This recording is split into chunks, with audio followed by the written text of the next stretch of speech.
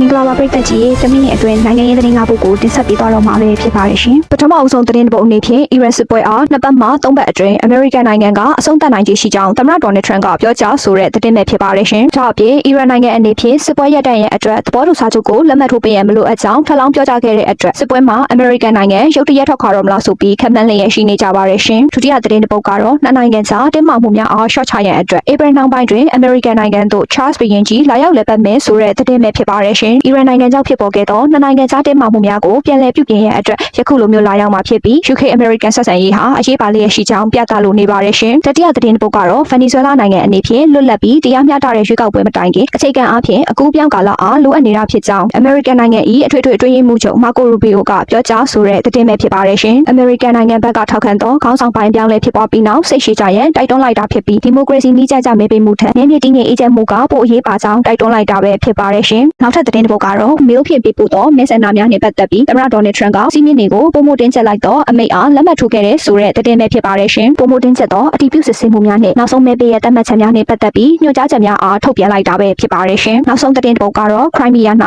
ရုရှား AN-26 စစ်တပ်သုံးသိမ်းယူပို့ဆောင်ရေးလေယာဉ်တစ်စီးပြတ်ကျခဲ့တဲ့အတွက်လေယာဉ်ပေါ်ပါလူ29ဦးလုံးသေဆုံးခဲ့ရကြောင်းကာကွယ်ရေးဝန်ကြီးဌာနမှထုတ်ပြန်ဆိုတဲ့သတင်းပဲဖြစ်ပါတယ်ရှင်ပနာမအစီရင်ခံစာအရတော့ဤပညာချိုးယွင်းမှုကြောင့်ယခုလိုပြတ်ကျခဲ့တာဖြစ်ပြီးအသက်ရှင်တန်ကျရည်သူတအူးမှမရှိကြောင်းသိရှိရပါတယ်ရှင်